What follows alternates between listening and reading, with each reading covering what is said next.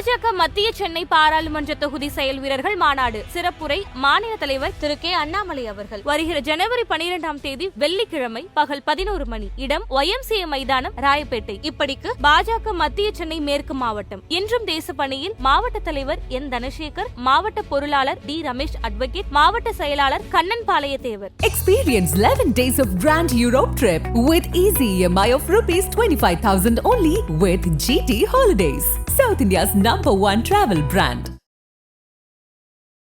Job rocket ஸ்கேமை பொறுத்த வரைக்கும் கிட்டத்தட்ட 900 மெம்பர்ஸ் வரைக்கும் அதில் வந்து இன்க்ளூட் பண்ணியிருக்காங்க. என்ன சார் நடந்துகிட்டு இருக்கு இந்த கேஸை பொறுத்த வரைக்கும்? செந்தில் பாலாஜி அவர்களுடைய கேஸ் இப்போ வந்து அமர்வு நீதிமன்றத்தில் இருந்தா கூட ஸ்கேம் பண்ண பீரியட் இருக்கு இல்லையா, அந்த பீரியட்ல பாத்தீங்கன்னாக்க டிரான்ஸ்போர்ட் துறையில வேலைக்கு எடுக்கிற பவர் ஆகப்பட்டது அந்த டிபார்ட்மெண்ட்ல இருந்தது. அதை வாய்ப்பா பயன்படுத்தி தான் செந்தில் பாலாஜி அவர்கள் இந்த ஸ்கேம் பண்ணியிருக்காரு. இந்த ஸ்கேம் லிட்டரலா பாத்தீங்கன்னா ஒரு பொஞ்சி ஸ்கீம் மாதிரி தான் பண்ணியிருக்காரு. அதான் நான் சொல்லிக்கிட்டே இருப்பேன். செந்தில் பாலாஜி அவர்கள் ரீசெண்ட் டைம்ல கோயம்புத்தூர்ல இருக்கக்கூடிய ஒரு முக்கியமான திமுக நிர்வாகியை கூட அவரை வந்து வரக்கூடாது அப்படிங்கிறதுக்கான முடிவை செந்தில் பாலாஜி அவர்கள் பிரிசன்ல இருந்து எடுத்திருக்காரு. அதாவது சிறைக்குள்ள இருந்துகிட்டு கட்சியையும் கட்டுப்படுத்துறாரு, கரூரையும் கட்டுப்படுத்துறாரு. அதான் சொல்றேன். 900 பேர் விசாரிச்சு முடிக்கிற வரைக்கும் ஒரு சிறையில் இருப்பாரா? 12ஆம் தேதி ஜாமீன் மனு மீது வந்து தீர்ப்பு சொல்ல போறாங்க. என்ன நடக்கும்னே ஒரு மிகப்பெரிய கேள்வியா இருக்கு. கோர்ட் வந்து டிசைட் பண்ணுவாங்க 12th அன்னைக்கு. பட் செந்தில் பாலாஜியை வந்து தவிர்த்துட்டு ஏன் வந்து திராவிட முன்னேற்ற கழகம் அரசியல் பண்ண முடியல கொங்கு ரீஜன்ல? அவ்வளவு இன்ஃப்ளூயன்ஷியலா இருக்காரு அந்த இடத்துல. இன்ஃப்ளூயன்ஸ்லாம் என்ன, இன்னும் செந்தில் பாலாஜி அவர்கள் பண ரீதியாக இன்ஃப்ளூயன்ஷியலா இருக்கிறத பார்க்க முடியுது. ஆதன் தமிழ் நேயர்களுக்கு அன்பு வணக்கம். நம்மோடு வழக்கறிஞர் திருமிகு சத்யகுமார் அமைந்துள்ளார். வணக்கம் சார். வணக்கம் தாமரை. தொடர்ச்சியாக செந்தில் பாலாஜி கேஸ் நாம பார்த்துக்கிட்டு இருக்கோம். அதாவது கிட்டத்தட்ட ஒரு 200 நாட்களுக்கும் மேலாக அமைச்சர் செந்தில் பாலாஜி அவர்கள் சிறைக்குள்ள இருக்காரு.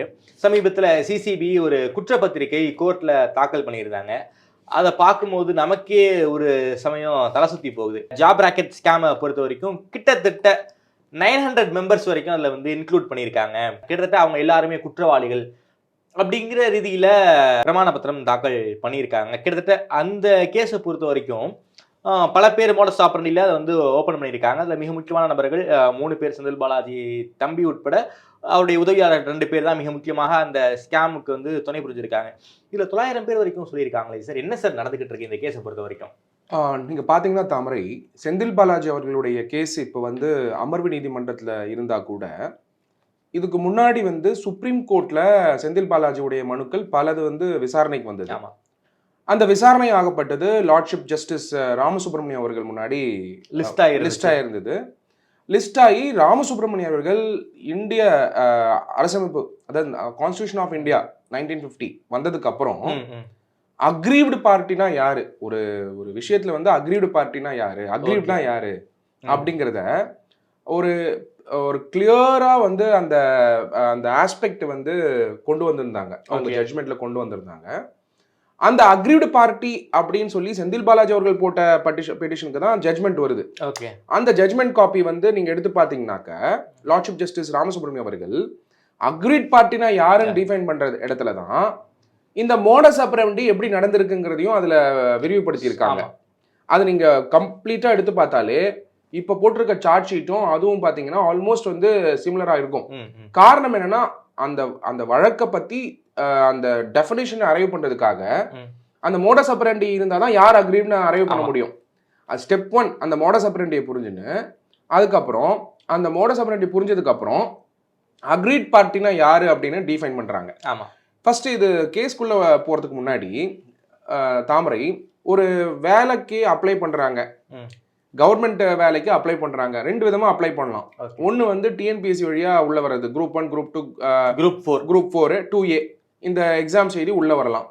ரெண்டாவது வந்து நான் சொல்றது ஸ்டேட் கவர்மெண்ட் வேலை பொறுத்த வரைக்கும். ரெண்டாவது வந்து ஒரு டிபார்ட்மெண்ட்டும் டிஎன்பிஎஸ்சிக்கு உட்பட்டு இல்லாம அந்த துறையே வந்து அறிவிக்கலாம். இந்த மாதிரி எடுக்கும்போது அந்த டிரான்ஸ்போர்ட் துறை பொறுத்த வரைக்கும், இன்ஃபேக்ட் டிரான்ஸ்போர்ட் துறையும் ஆவின் பாத்தீங்கன்னா இப்பதான் வந்து முதலமைச்சர் அவர்கள் வந்து டிஎன்பிஎஸ்சிக்குள்ள கொண்டு வந்திருக்காங்க. இன்ஃபேக்ட் அது வந்து பழனிவேல் தியாகராஜன் அவர்களுடைய சஜஷன்னால, இனிஷியேட்டிவ்னால. பட் 2000 ஒரு ஸ்கேம் பண்ண பீரியட் இருக்கு இல்லையா, அந்த பீரியட்ல பாத்தீங்கன்னாக்க டிரான்ஸ்போர்ட் துறையில வேலைக்கு எடுக்கிற பவர் ஆகப்பட்டது அந்த டிபார்ட்மெண்ட் இருந்துச்சு. அதை வாய்ப்பா பயன்படுத்தி தான் செந்தில் பாலாஜி அவர்கள் இந்த ஸ்கேமை பண்ணியிருக்காரு. இந்த ஸ்கேமை லிட்ரலா பாத்தீங்கன்னா ஒரு பொஞ்சி ஸ்கீம் மாதிரி தான் பண்ணியிருக்காரு. அதான் நான் சொல்லிக்கிட்டே இருப்பேன். நீங்க பாத்தீங்கன்னாக்கா லாஸ்ட் ஆல்மோஸ்ட் ஒரு நம்ம இன்டர்வியூஸ் வந்து பல முறை வந்து நீங்க கேட்பீங்க எப்படி இது வந்து மோடஸ் ஆபரண்டி கேரி அவுட்னா ஒரு ஏஜென்சி மாடல்ல தான் அவர் பண்ணியிருக்காரு. ஊர் ஊரா போயிட்டு இந்த மாதிரி வேலை இருக்கு, டிரான்ஸ்போர்ட் துறையில வேலை இருக்கு, ஒரு இன்ஃபார்மலா வேலை வாங்கி தரேன், மந்திரி எனக்கு தெரியும், இந்த மாதிரி வந்து நான் பல பேரை வந்து அவர் உருவாக்கி அவங்க வந்து போயிட்டு வேலை வாங்கி தரேன்னு அஷூரன்ஸ் கொடுத்து தான் அந்த பணத்தை வாங்கியிருக்காங்க. இது வந்து பாத்தீங்கன்னா இந்த சுப்ரீம் கோர்ட் அப்சர்வேஷன்ல யார் அக்ரீட் பார்ட்டின்னு வரும்பொழுது அந்த பணம் கொடுத்து வேலை கிடைக்காதவங்க அக்ரீட் பார்ட்டியா, பாயிண்ட் நம்பர் 1. ரெண்டாவது, அந்த பணம் கொடுத்து வேலை வாங்கினவங்களால மெரிட்ல வேலை கிடைக்காம போனவங்க அக்ரீட் பார்ட்டியா அப்படின்னு வரும்பொழுது பிரைமா ஃபேசி பாத்தீங்கன்னா பணம் கொடுத்து வேலை வாங்கினதுனால யார் வந்து அந்த சிஸ்டத்தை நம்பினாங்களோ கரெக்டா கிடைக்கும் வேலை அப்படின்னு சொல்லி ஒருத்தர் ப்ரிப்பேர் பண்ணிருப்பாருல்ல, அவருக்கு வேலை கிடைக்காம போனா அவரு அக்ரீட் பார்ட்டி தான் அப்படிங்கிற மாதிரியான ஜட்ஜ்மெண்ட்ஸும் வந்தது. அதுக்கப்புறம் நீங்க மே 16ஆம் தேதி அமலாக்கத்துறையுடைய பவர் சுப்ரீம் கோர்ட் ஜட்ஜ்மெண்ட் வருது. ஃப்ரெஷ் இன்வெஸ்டிகேஷன் பண்ணலான்னு வரும்பொழுது தான் செந்தில் பாலாஜி அவர்களை இன்வெஸ்டிகேட் பண்றாங்க. இப்போ கொஸ்டின் என்னன்னா, செந்தில் பாலாஜி அவர்கள் இப்போ பெயில் போட்டிருக்காரு அமர்வு நீதிமன்றம். அதை வந்து கீழமை நீதிமன்றங்கள் தான் விசாரிக்கணும்னு சுப்ரீம் கோர்ட் சொல்லிட்டாங்க. சுப்ரீம் கோர்ட் என்ன சொன்னாங்கன்னா, கீழமை நீதிமன்றத்தில் நீங்க அப்ளை பண்ணிக்கோங்க. சுப்ரீம் கோர்ட் டிஸ்மிஸ் பண்ணல செந்தில் பாலாஜி அவரோட கேஸை. சுப்ரீம் கோர்ட் டிஸ்மிஸ் பண்ணாம கீழமை நீதிமன்றத்திலே நீங்க அப்ளை பண்ணிக்கோங்க. வருகிற 2ஆம் தேதி தீர்ப்பு சொல்ல போறாங்க. தீர்ப்பு ஏன்னா இப்ப 8ஆம் தேதி வந்து விசாரணை முடிஞ்சிருக்கு. அமலாக்கத்துறை இன்ஃபேக்ட் அவங்களுடைய ரிப்ளை ஃபைல் பண்ணதுக்கு லேட் ஆச்சு. எஸ், ஆமா, அதை பத்தி அவங்க வந்து ஜஸ்டிஸே வந்து கோபப்பட்ட சம்பவங்கள்லாம் கோர்ட்ல நடந்துச்சு. ஜட்ஜி வந்து ஆக்சுவலி என்ன சொல்லியிருந்தாங்கன்னா, அதுல அந்த அப்சர்வேஷன் பல பத்திரிகைல வந்துச்சு, உடனே வந்து ஹெட்லைன்ஸா வந்துச்சு. ஒரு நாளைக்கு ஸ்டேட் போலீஸே 120 ஜாமீன் கேஸ்ல வந்து அவங்க வந்து கவுண்டர் அஃபிடவிட் தாக்கல் பண்றாங்க, உங்களுக்கு ஏன் இவ்வளவு பிரச்சனை அப்படிங்கிற மாதிரி எல்லாம் ஜஸ்டிஸ் கேட்டிருந்தாங்க. டெஃபினட்டா. ஸோ அது ஒரு பக்கம் இருக்க, ஏன் வந்து அத்தாரிட்டிஸ் கூட டைம் எடுத்துக்கிறாங்க. பெயில் போட்ட உடனே அடுத்த நாளே வந்து ரிப்ளை கொடுக்க முடியாது. ஏன்னா அவங்களும் ஃபேக்சுவலா கொடுக்கணும். அண்ட் இது வந்து அரசியல், அவர் அரசியல்வாதியும் கூடன்றதுனால எல்லாரும் ஊடகமும் பார்த்துக்கிட்டு இருக்கீங்க. அதனால வந்து அமலாக்கத்துறையும் லேட்டா சப்மிட் பண்றாங்க. பட் அவர் லேட் ஆகிறது வந்து ரொம்ப லேட்டாவா இருந்தா இட் இஸ் அன்லாஃபுல் இல்லையா. ஸோ யூ கேனாட் டேக், ரொம்ப நாள் எடுத்துக்க முடியாது. ஸோ ஸ்டேட் போலீஸும் பார்த்தீங்கன்னா உடனே ப்ராம்ப்டா கூட பெயில் போட்ட உடனே 2 நாள்ல வந்து ரிப்ளை கொடுக்குறாங்க. அப்போ அமலாக்கத்துறையும் சீக்கிரம் கொடுத்துருக்கணும். That is different. But however Senthil Balaji அவர்களுக்கு இப்போ வந்து 12ஆம் தேதி பெயில் மனு வந்து விசாரணை கிடைக்காதான்றது டெஃபினட்டா கோர்ட்டோட பவர் டு டிசைட். பட் நம்ம ப்ரீவியஸ் அப்சர்வேஷன் செந்தில் பாலாஜி அவர்களுடைய கேஸ்ல என்னவா இருக்கு, இந்த 900 people வந்து சார்ஜ் ஷீட்ல வந்தது வந்து எந்த அளவுக்கு வந்து இம்பாக்ட் இருக்கும். ஒரு வழக்கை பொறுத்த வரைக்கும் கிட்டத்தட்ட இத்தனை பேர் வந்து ஒரு குற்றவாளியா சேர்க்கப்பட்டதுங்கிறது இந்தியாவிலேயே முதல் முறைன்னு எல்லா பத்திரிகைகளும் ரிப்போர்ட் பண்ணிக்கிட்டு இருக்காங்க. அந்த அளவுக்கு ஒரு அதிக அளவுக்கு குற்றவாளிகள் இருக்கக்கூடிய கேஸா தான் இது பார்க்கப்படுது. நீங்க வந்து இது குற்றவாளின்னு சொல்றீங்க பிகாஸ் அவங்க ஏஜென்ட்டா செயல்பட்டு இருக்காங்க. அப்போ செந்தில் பாலாஜி அவர்கள் இப்படி இந்த டைமென்ஷன்ல பாருங்களேன், செந்தில் பாலாஜி அவர்கள் ஒரு தனிநபரா டிரான்ஸ்போர்ட் துறையில இவ்வளோ ஒரு ஏஜென்சி மாடலை கிரியேட் பண்ணி இவங்க வழியா வேலை வாங்கி தரேன் அப்படின்னு சொல்லி ப்ரொமோட் பண்ணி அவங்கள வந்து பணத்தை வந்து வாங்கியிருக்காருன்னு சொன்னாக்க அது எவ்வளவு பெரிய ஸ்கேமா இருக்கும்ன்ற அந்த குவாண்டமும் பார்க்கணும்ல. அப்போ 900 people வந்து அக்யூஸ் பண்றாங்க. 900 people வந்து விசாரிக்கணும், 900 peopleோட ஸ்டேட்மெண்ட்ஸ் வாங்கணும், 900 peopleோடைய அவங்களுடைய அந்த ப்ரொசீடிங்ஸ்ல வந்து அவங்க வந்து கோஆப்ரேட் பண்ணணும். இது வந்து சிசிபி வந்து அக்யூஸ்டா ஆட் பண்ணா அமலாக்கத்துறை இவங்க எல்லாரும் விசாரிக்கணும். அடுத்த கேள்வி வருது. ஏன்னா இன்வெஸ்டிகேஷன் இஸ் பெண்டிங். ஆமா. சோ இதெல்லாம் வந்து ஒரு क्वेश्चन ஆஃப் லா டெஃபினட்டா வந்து வரக்கூடிய நாட்கள்ல நமக்கு தெரியும். ஆனாலும் 900 people அக்யூஸ்டா 900 people விக்டிமாங்கற அடுத்த क्वेश्चन இருக்கு.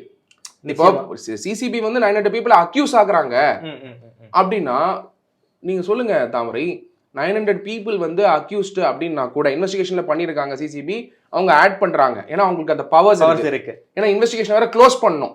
ஆமா, அதுதான் மெயின். சீக்கிரமா அந்த விசாரணை நடத்த முடிக்கணும்னு சுப்ரீம் கோர்ட்டே அப்சர்வேஷன் கொடுத்திருக்காங்க. ஏன்னா ஜூன் மாசமே 2 months குள்ள முடிக்கணும்னு அப்சர்வேஷன் டைம் கேட்டாங்க. அதுக்கு அப்புறம் அவங்க டைம் கேட்டு ஆல்மோஸ்ட் இப்ப டிசம்பர் ஆகி ஜனவரி ஆயிடுச்சு. அப்போ க்ளோஸ் பண்ணுங்க பொழுது 900 people வந்து அக்யூஸ் பண்ணி இதை வந்து இந்த கேஸை வந்து கொண்டு வரும் பொழுது இது இந்த கேஸ் வலுவடையுதா, ஃபேர் இன்வெஸ்டிகேஷன் நடந்திருக்கா அப்படிங்கிற அந்த கொஸ்டின் எல்லாம் பாத்தீங்கன்னா இந்த 900 peopleயும் நீங்க ஸ்டேட்மெண்ட் அவங்களோட டெஃபினட்டா இல்ல. ஒரு தனிநபர் தானே அஃபெக்ட் ஆகிறாங்க.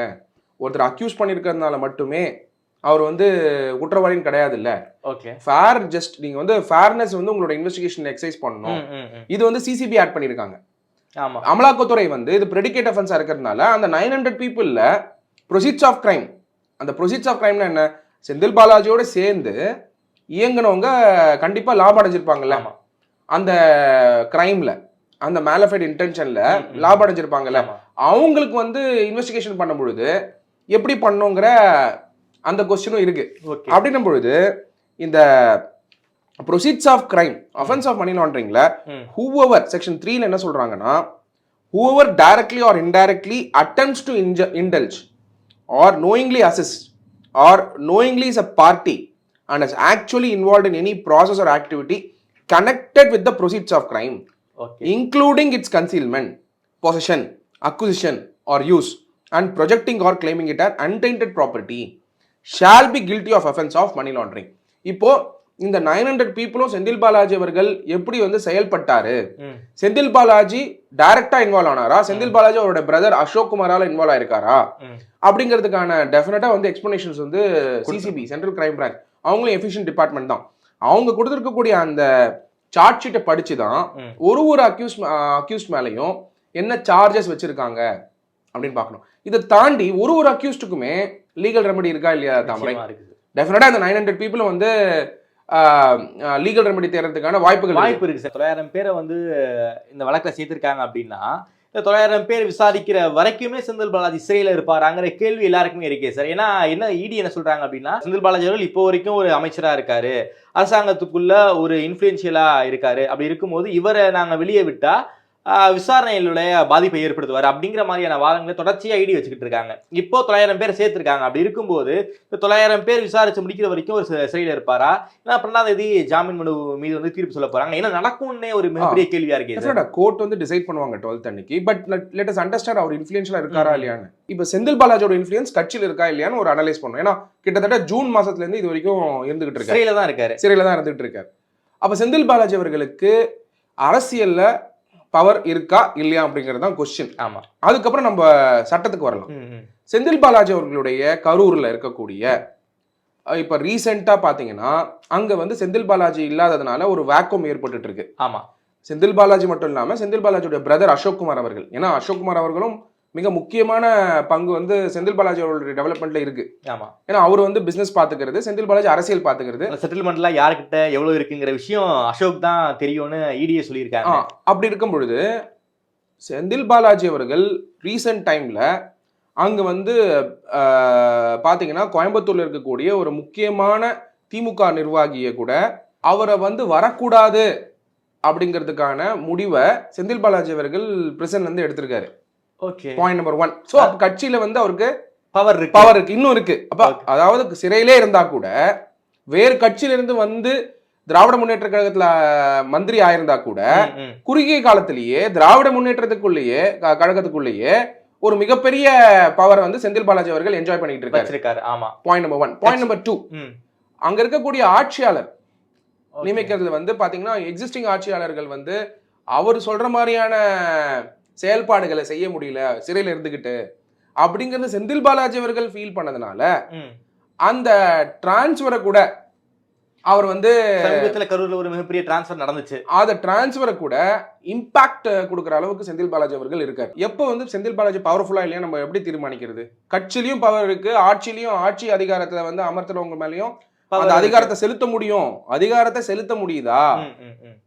பிரிசன்ல இருந்துகிட்டு அதிகாரத்தை செலுத்த முடியுதாங்கிறதான் கேள்வி. அப்படி பாத்தீங்கன்னா செந்தில் பாலாஜிக்கு ரெண்டுமே இருக்குன்றத நம்ம பார்க்க முடியும். ஓகே, அதாவது சிறைக்குள்ள இருந்துகிட்டு கட்சியையும் கட்டுப்படுத்துறாரு, கரூரையும் கட்டுப்படுத்துறாரு. அதான் சொல்றேன். அப்போ கண்டிப்பா நீங்க கட்சியில வந்து ஒரு புது ஒரு ஆளை வந்து நியமிச்சு அவர் இல்லாத தருணத்துல அந்த இடத்துல இப்போ 2024 ஜெனரல் எலெக்ஷன்ஸ் வந்து லோக்சபா எலெக்ஷன் வரும்பொழுது அந்த கொங்கு ரீஜனுக்கு யார் ரெப்ரசன்டேட்டிவ்னு திமுக இருக்கவங்களே தேடிட்டு தான் இருக்காங்க.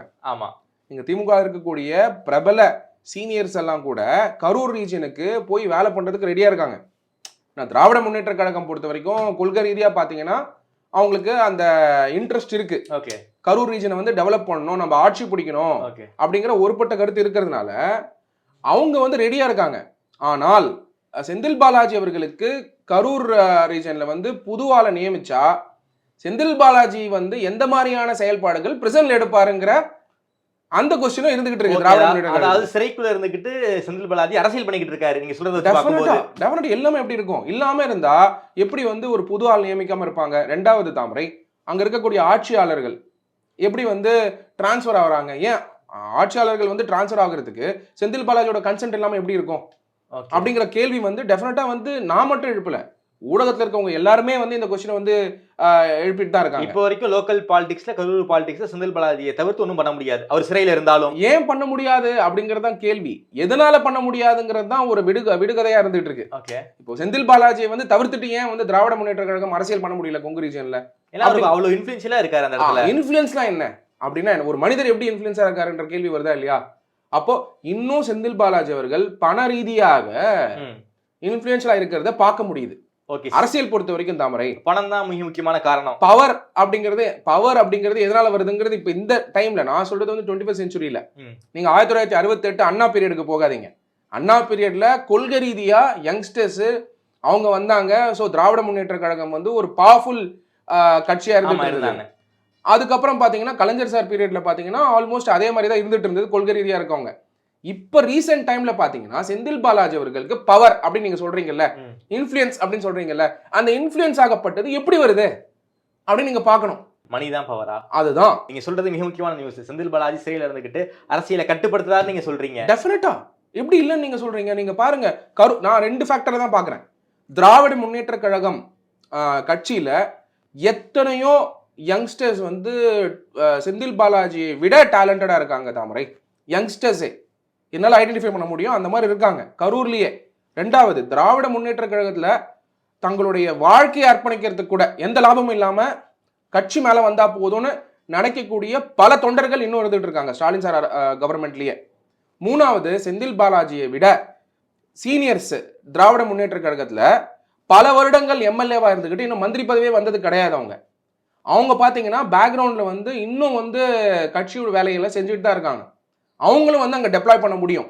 ஆனா செந்தில் பாலாஜி அவருடைய இல்லாட்டி கூட, செந்தில் பாலாஜி அந்த இடத்துல இல்லாட்டி கூட திராவிட முன்னேற்ற கழகம் வந்து அந்த இடத்துல வந்து புது ஆட்கள் யாரையுமே அந்த இடத்துல இன்ட்ரடியூஸ் பண்ணாததும், அங்க இருக்கக்கூடிய கட்சி கட்டமைப்பில் எந்த மாற்றம் கொண்டு வராததும், அதுக்கப்புறம் ஆட்சியாளருடைய மாற்றத்தையும் செந்தில் பாலாஜி அவருடைய இன்ஃப்ளூயன்ஸ் இருக்கிறத நம்ம பார்க்க முடியறதுனாலையும் கண்டிப்பா கன்க்ளூட் பண்ண முடியும் செந்தில் பாலாஜி வந்து அந்த இடத்துல இன்ஃப்ளூயன்ஸ் பண்ணிட்டு இருக்காருன்னு. அப்போ செந்தில் பாலாஜிக்கு எப்படி அந்த இன்ஃப்ளூயன்ஸ் இருக்கு? செந்தில் பாலாஜி நம்மள மாதிரி ஒரு மனிதர் தானே, எப்படி அந்த இன்ஃப்ளூயன்ஸ் இருக்குன்னு பார்த்தா செந்தில் பாலாஜி அவர்கள் வச்சிருக்கக்கூடிய பணம் அந்த கட்டமைப்பு. ஓகே, கரூர் கேங் அப்படின்னு சொல்றாங்க இல்லையா, கரூர் கேங் ஆக்டிவா தான் இருக்காங்களா? அதான் அந்த கரூர் கேங் யாரு, அந்த நெட்வொர்க் என்ன அப்படிங்கிறது தான் கொஸ்டின். அப்போ கட்சி திமுகவையே ஆட்டி படைக்கிற அளவுக்கு அந்த பவர் வந்து இப்போ வரைக்கும் இருந்துட்டு இருக்கு. சிறையில இருந்தாலும் அந்த பவர் இருந்துட்டு இருக்கு அப்படின்னா, அதுவும் இப்ப எலெக்ஷன் வரும்பொழுது நீங்க யோசிங்க, ஒரு சீட் வின் பண்றதுக்கு எந்த அளவுக்கு கஷ்டம். அந்த இடத்துல ஒரு லீடர் இல்ல, அங்க யாரு போய் கேம்பெயின் பண்ணணும் அப்படிங்கலாம் ஒரு கேள்வி வருமா வராதா? அதுவும் இப்ப வந்து பாத்தீங்கன்னா கொங்கு மண்டலம் ஆகப்பட்டது பாரதிய ஜனதா பார்ட்டியுடைய லீடரும் கொங்கு மண்டலம் தான். ஆமா, ஏடிஎம்கே உடைய லீடரும் பாத்தீங்கன்னா கொங்கு மண்டலம் தான். அப்போ அந்த அளவுக்கு கான்சென்ட்ரேட்டடா, பவர் கான்சென்ட்ரேட்டடா இருக்கக்கூடிய மண்ணின் மைந்தர்கள் இருக்கக்கூடிய மற்ற கட்சியில மண்ணின் மைந்தர்கள் இருக்கக்கூடிய அந்த இடத்துல இருந்து வந்திருக்கவங்க இருக்கிறதுனால அந்த இடத்துல திராவிட முன்னேற்ற கழகம் இன்னும் கட்சி வந்து கட்டமைப்ப செந்தில் பாலாஜி இல்லாத தருணத்துல ஏன் உருவாக்கல அப்படிங்கிற கேள்வி திமுக இருக்கவங்களுக்கே இருக்கு. ஓகே, அதாவது செந்தில் பாலாஜியை தாண்டி இந்த கொங்கு ரீஜன்ல திமுகல ஒண்ணுமே செய்ய முடியலங்கிறதா ரியாலிட்டியா இருக்கா? செய்ய முடியலங்கிறத விட செந்தில் பாலாஜியை தாண்டி திமுக எதுவும் செய்ய முடியலங்கிறது தான் பாயிண்டா இருக்கு. ஓகே சார், அந்த அளவுக்கு சிறைக்குள்ள இருந்தாலும் செந்தில் பாலாஜி கட்சியிலயும் சரி ஆட்சியிலயும் சரி ஒரு இன்ஃப்ளூயன்ஷியலா தான் இருக்காரு நீங்க சொல்ல வரீங்க. டெஃபினட்டா. அப்படி இருக்கும் பொழுது நீங்க ஹைகோர்ட்டோட அப்சர்வேஷனுக்கு வாங்க, மெட்ராஸ் ஹைகோர்ட்டோட அப்சர்வேஷனுக்கு வாங்க. மெட்ராஸ் ஹைகோர்ட் அப்சர்வேஷன் செந்தில் பாலாஜி அவர்களுடைய பெயில வந்து டினை பண்ணும் பொழுது அமைச்சரை பத்தி அவங்க டிஸ்கஸ் பண்றாங்க. இந்த மாதிரில இருக்கணுமா வேணாமாங்கிறது அது வழக்காவும் போட்டாங்க. அந்த வழக்குல வந்து மிக முக்கியமான தீர்ப்பு சொல்லியிருக்காங்க. முதல்வருக்கு தான் எல்லா அதிகாரமும் இருக்கு, அவர் சிறையில இருக்காரு, அப்படி இருக்கும்போது எப்படி அவருக்கு வந்து அமைச்சர் பதவி கொடுக்கலாம், இதை தார்மீகமான முடிவை சிஎம் தான் எடுக்கணும்னு அந்த பாலை வந்து சிஎம் கிட்ட கொடுத்துட்டாங்க. ஹைகோர்ட் சொன்ன பிறகும் இன்னைக்கு வரைக்குமே அவர் வந்து மினிஸ்டரா தான் இருக்காரு. அது சுப்ரீம் கோர்ட் வரைக்கும் அந்த கேஸ் போச்சு. சுப்ரீம் கோர்ட்லயும் திமுகவுக்கு சாதகமான தீர்ப்பு தான் வந்திருக்கு. கவர்னர் செந்தில் பாலாஜியை நீக்கியது தவறுன்னு தீர்ப்பு சொல்லிட்டாங்க. கரெக்டான அப்சர்வேஷன் தான். என்னன்னா சுப்ரீம் கோர்ட் வந்து ரீசெண்டா வந்து இந்த பெட்டிஷன் வந்து ஹியர் பண்ணும்போது ஏன்னா கவர்னரோட ரோல் சீஃப் மினிஸ்டர் ரோல் நம்ம பார்க்கலாம். ஆமா. ஸோ கவர்னர் வந்து சோமோட்டோ வந்து மந்திரி வந்து ரிமூவ் பண்ண முடியாதுங்கிறது தான் இப்போ வந்து நம்ம ஃபர்ஸ்டே நம்ம டிஸ்கஸ் பண்ணது. அப்போ வந்து சீஃப் மினிஸ்டருடைய கன்செப்ட்ல தான் மினிஸ்டர் அப்பாயிண்ட் ஆகிறாங்க, கவுன்சில் ஆஃப் மினிஸ்டர். அந்த கவுன்சில் ஆஃப் மினிஸ்டர்ஸ்ல வந்து ஒருத்தரா இருக்கவர் செந்தில் பாலாஜி அவர்கள். இந்த மேல்முறையீடு சுப்ரீம் கோர்ட்டுக்கு போகுது. சுப்ரீம் கோர்ட் கிளியரா சொல்லிட்டாங்க, கவர்னரை பொறுத்த வரைக்கும் he has no power to remove the minister. கவர்னருக்கு அமைச்சரை நீக்கக்கூடிய அதிகாரம் இல்லைன்னு தீர்ப்பு தெளிவா சொல்லிட்டாங்க. அதுக்கப்புறம் சீஃப் மினிஸ்டருக்கு தான் அந்த பவர் இருக்கதை நம்ம புரிஞ்சுக்க முடியுது. அப்படி இருக்கும் பொழுது செந்தில் பாலாஜி அவர்கள் ஹைகோர்ட்ல வந்து பெயில் டினை பண்ணாங்க. சுப்ரீம் கோர்ட்ல வந்து பெயில் டினை பண்ணல, கீழே அப்ளை பண்ணிக்கோங்க, ஹெல்த் கிரவுண்ட்ஸை பத்தி கமெண்ட் பண்ணாங்க, அதாவது அப்சர்வேஷன் கொடுத்தாங்க சுப்ரீம் கோர்ட்ல. பட் இப்போ கீழமை நீதிமன்றத்தில் அப்ளை பண்ணியிருக்காரு பெயில். பட் இதுக்கு முன்னாடி பெயில் டினை இருக்கா செந்தில் பாலாஜி அவர்களுக்கு? ஹைகோர்ட்ல டினை இருக்கு பெயில். ஹைகோர்ட்ல என்ன சொல்லியிருந்தாங்க? 3 விஷயங்கள் சொல்லியிருந்தாங்க தாமரை. ஒன்னு, ஃபர்ஸ்ட் வந்து ஹெல்த் கிரவுண்ட்லயும் போட்டிருந்தாரு, மெரிட் கிரவுண்ட்லயும் போட்டிருந்தாரு. பட் இந்த ரெண்டுத்தையும் பார்த்துட்டு ஹெல்த் வந்து மேனேஜ் பண்ணிக்கலாங்கிறது தான் எல்லா அப்சர்வேஷனுமா இருந்துட்டு இருந்தது. ஈவன் சுப்ரீம் கோர்ட் வரைக்கும் கூட அப்சர்வேஷன்ஸா இருந்துட்டு இருந்தது. ரெண்டாவது விஷயம் என்னன்னா, அவர் வந்து அமைச்சரா தொடர்றாரு, இன்ஃப்ளூயன்ஷியலா இருக்காரு. அமைச்சரா தொடர்றதுனால இன்ஃப்ளூயன்ஷியலா இருக்காரு. இந்த வார்த்தை ரொம்ப இம்பார்ட்டன்ட். அமைச்சரா இருக்கிறதுனால இன்ஃப்ளூயன்ஷியலா இருக்கிறதுனா நம்ம எப்படி பார்க்கணும்னா, சிறைக்கு போயும் இலாக்கா இல்லாத அமைச்சரா அவர் தொடர்றது வந்து எந்த அளவுக்கு இன்ஃப்ளூயன்ஷியல் இருந்தா அவர் அப்படி தொடருவாரு. ஓகே, ஒரு நார்மல் கட்சியில் என்ன பண்ணுவாங்க, ஓகே அரெஸ்ட் ஆயிருக்காரு, ஓகே நீங்க மந்திரி பதவியில இருந்து விலகிடுங்க, நீங்க திருப்பி வந்ததுக்கு அப்புறம் கூட வழக்கெல்லாம் முடிச்ச பிறகு நாம பதவிக்கு தரோம்னு சொல்லுவாங்க, பெயில் கிடைச்சு வாங்க, திருப்பி கூட நம்ம அமர்த்திக்கலாம், ஒன்றும் பிரச்சனை இல்லை. ஆனா இலாக்கா மட்டும் எடுத்துட்டு இலாக்கா இல்லாத அமைச்சரா செந்தில் பாலாஜி அவர்கள் தொடர்றாரு. அதனால வரக்கூடிய இன்ஃப்ளூயன்ஸ். ரெண்டாவது, தன்னுடைய பிரதர் அசோக் குமார் அவர்கள் இன்னைக்கு வரைக்கும் ஒரு கைது செய்யப்படாம இருக்காரு, தலைமறைவா இருக்காரு, செய்திகள் வந்துகிட்டு இருக்கு. அவரு மிக முக்கியமான காரணம், அவரு வெளில இருக்காரு. சோ அதனால வந்து அவரோட செந்தில் பாலாஜியுடைய ஆல்டர் ஈகோனா அவருடைய இடத்துல இருந்து பண்ணக்கூடிய வேலையை அசோக்குமார் அவர்கள் தொடர்ச்சியா செந்தில் பாலாஜி அவர்கள் ஆட்சியில் இருக்கும் போது கூட செஞ்சுட்டு தான் இருந்தாரு. ஆமா, செந்தில் பாலாஜி அவர்கள் மந்திரியா இலாக்கா இருக்கிற மந்திரியா இருக்கும் போது கூட செஞ்சுட்டு தான் இருந்தாரு. பல விஷயங்கள் வந்து செந்தில் பாலாஜி செஞ்சுட்டு இருந்தார். மூணாவது, செந்தில் பாலாஜி அவர்களுடைய past contact with department. Okay, அந்த கான்டாக்ட் என்ன அப்படின்னு நீங்க பாத்தீங்கன்னா, இப்போ கரூர்ல வந்து இன்கம் டாக்ஸ் டிபார்ட்மெண்ட் வந்து வந்திருந்தாங்க, மேன்ஹேண்டில் பண்ணாங்க. செந்தில் பாலாஜி அவர்களுடைய சப்போர்ட்டர்ஸ் வந்து என்ன பண்ணிருக்கணும் தாமரை, அவங்கள வந்து வேலை பண்ண விடாம ஐடி கார்டை காமிங்கிறது. செகண்ட் வந்து அவங்களுடைய இனோவா காரை உடைச்சது, அது வந்து பெரிய வயலன்ஸ். ஏன்னா ஒரு income tax department ministry of ஃபைனான்ஸ்ல ஒரு இம்பார்ட்டன்ட் டிபார்ட்மெண்ட். ரெண்டாவது, அவங்க ஜென்ரேட் பண்ற ரெவன்யூனால தான் பட்ஜெட்டே இயங்குது. அப்படின்னும் பொழுது அவ்வளோ இம்பார்ட்டன்ட்டா இருக்கக்கூடிய, அதுவும் இன்ஃபர்மேஷன் கையில வச்சுக்கிட்டு வரக்கூடிய ஒரு டிபார்ட்மெண்ட்டா இருக்கக்கூடிய இன்கம் டாக்ஸ் டிபார்ட்மெண்ட்டை வந்து இந்த மாதிரி சப்போர்ட்டர்ஸை வச்சு மேன் ஹேண்டில் பண்ணது, அபியூஸ் பண்ணது, மேன் ஹேண்டில் பண்ணது. அப்புறம் அந்த கான்டாக்ட் ஆகப்பட்டதை தேசம் முழுக்க இருக்கக்கூடிய எல்லா இன்கம் டாக்ஸ் டிபார்ட்மெண்ட் ஆபீஷியல்ஸும் பார்த்திருக்காங்க, மினிஸ்ட்ரி ஆஃப் ஃபைனான்ஸ் பார்த்திருக்காங்க. இது வந்து ஒரு தவறான ஒரு எக்ஸாம்பிளா போயிடுச்சு. இதே மாதிரியான ஒரு தாக்குதல் வெஸ்ட் பெங்கால்ல இடி ஆபீசர்ஸ்க்கு நடந்திருக்கு. ரத்தம் வடிகிற அளவுக்கு மிக கடுமையான தாக்குதல் சமீபத்தில் நடந்திருக்கு. தவறு தானே? இப்போ நீங்க யோசிச்சு பாருங்க, இந்த மாதிரியான ஒரு கான்டாக்ட் எக்ஸிபிட் பண்ணா லா அண்ட் ஆர்டர் இன்வெஸ்டிகேஷன் டிபார்ட்மெண்ட்டே இந்த நாட்டில் இருக்கிறது வந்து மக்களுக்காக.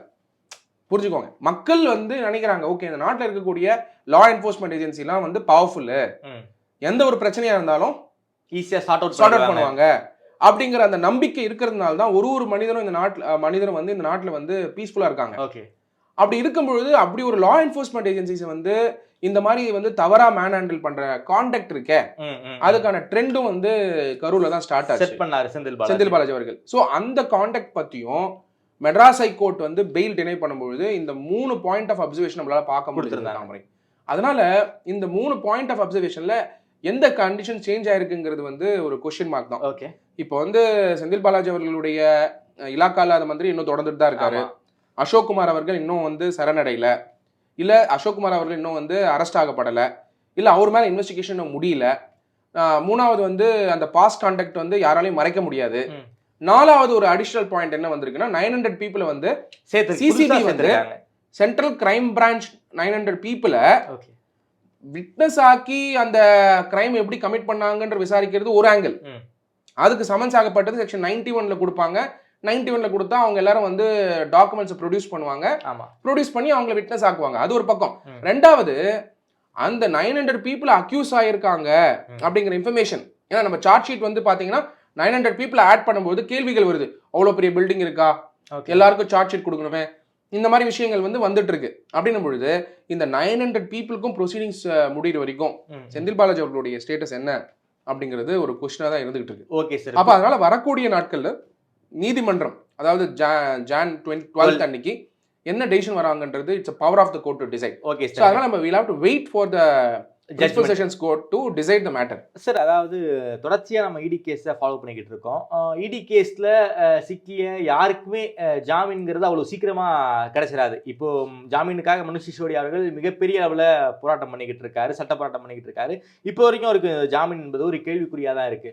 செந்தில் பாலாஜி கேஸும் அதே போல மிக முக்கியமான வழக்கு. கிட்டத்தட்ட இப்போ புதுசாக ஒரு அப்சர்வேஷன், கிட்டத்தட்ட 900 பேரை வந்து சேர்த்துருக்காங்க அந்த கேஸை பொறுத்த வரைக்கும்.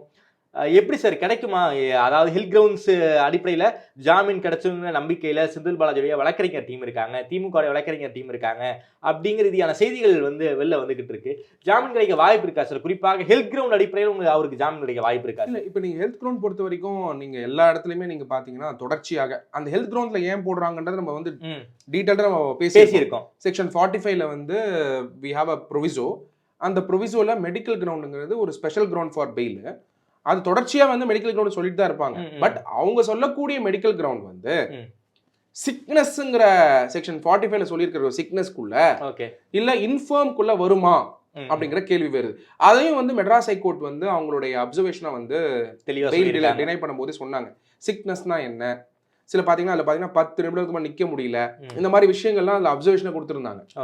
அதனால வந்து மெடிக்கல் கிரவுண்டுங்கிறது அது டெஃபினட்டா கோட் பண்ணா கூட மெடிக்கல் இஷ்யூ ஆகப்பட்டது இந்த சிக்னஸ் செக்ஷன் 45ல குறிப்பிட்டிருக்கக்கூடிய சிக்னஸ்க்குள்ள வருமா அப்படிங்கிற கொஸ்டின் வருது. Of course it's power of the court to decide.